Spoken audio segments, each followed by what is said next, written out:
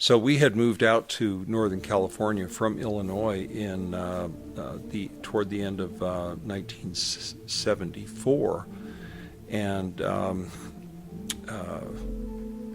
all of my activities in audio were just hobby at that point in time. We had briefly made the smart turntable out in Illinois, and I had a few parts for that type of thing, but frankly, I don't think I even built any more smart turntables during that time period.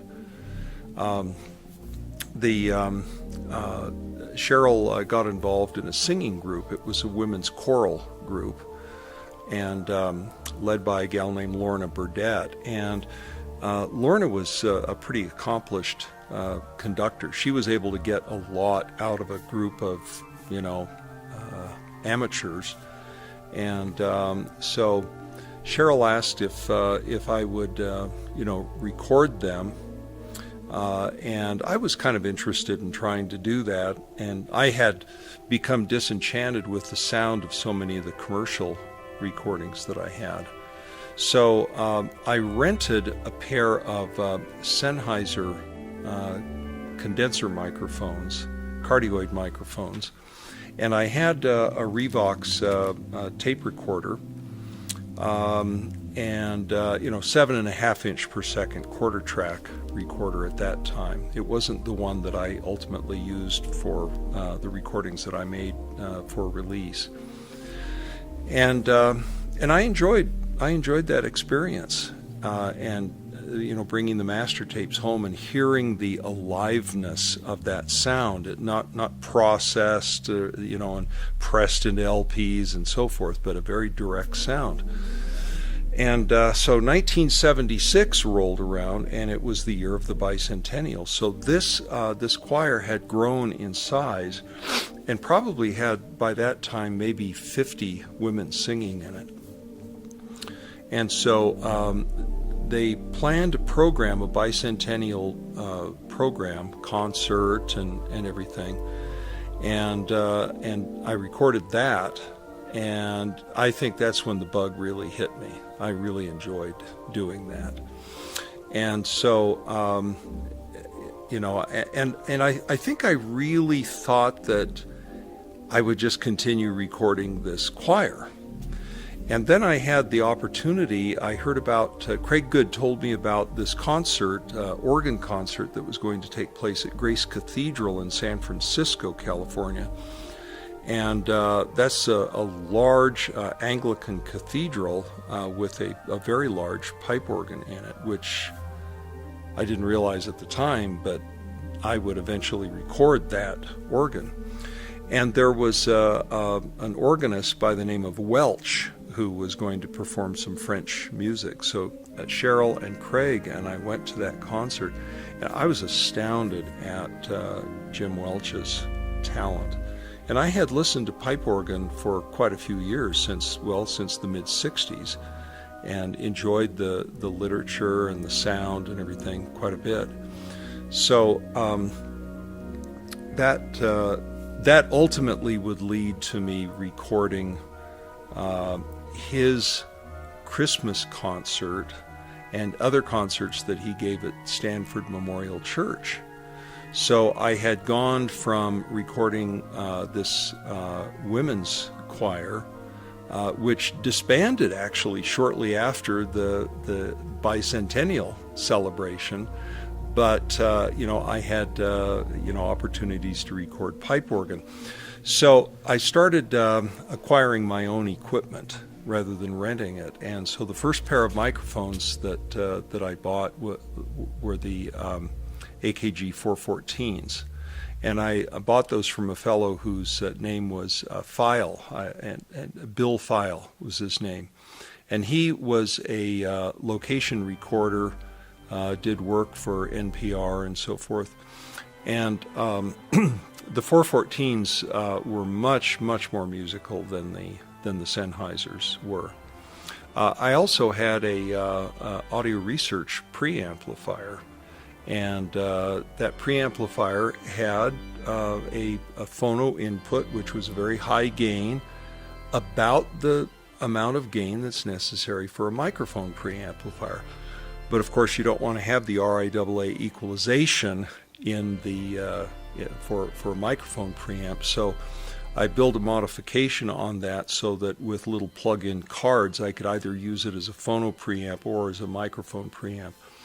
And one thing led to another, and Jim and I developed quite a friendship, and I recorded him performing on many different pipe organs around California and Colorado Springs, the Air Force Academy. So the concert at the Air Force Academy, which was used as part of the album concert, that required that we fly into Colorado Springs from Northern California, and our friend Steve Ojala had a Mooney, a single-engine private aircraft, and he liked audio too. He had Infinity speakers, and we both worked at Cutter Laboratories, and he was just a great guy to do things with. Very, very bright, great sense of humor. And so we flew to Colorado Springs and set up for this concert. We didn't have any time to experiment with microphone placement, but fortunately I had quite a bit of experience in the months leading up to that, recording at Stanford Memorial Church and so forth. And although the instruments were quite different at Stanford versus the Air Force Academy, the pipe organs were quite different, the arrangement of the microphones was very similar in terms of its requirements. So we set up very quickly and recorded, and the results were quite good. And then the other pipe organ on the album concert is this lovely little Flentrop organ in Palo Alto, and it's at All Saints Episcopal Church. And the information on both these instruments is included in the liner notes of the album concert. Used the AKG 414s on both of those albums. I used an omnidirectional microphone pattern for the Air Force Academy, and then I used a figure of 8 pattern with the Flentrop organ at All Saints. On concert, the section on it where it's the album at the Air Force Academy, the Holtkamp organ. The Buxtehude piece, the prelude in the Buxtehude piece, is an interesting. It's great for demoing subwoofers for one thing, but it also demonstrates eigenmode reinforcement of low frequencies, and so. As that goes into the prelude, you'll hear how the music has him going down by step in the low frequencies, and finally at the lowest pedal note that he hits, which is 32 hertz, you'll hear for the first half a second or so.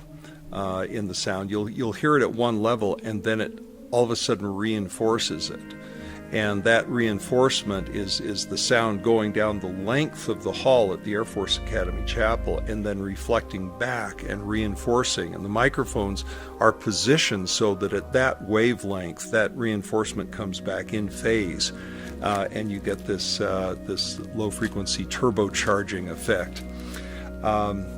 And then on the pieces that are recorded on the Flentrop organ, I really love the articulation of a tracker action instrument. So that has a very close perspective and just very, very rich with detail. And the fugue in G major, the jig fugue, I think is one of the best readings of that piece of music, and that's an important piece of music in the literature of Bach.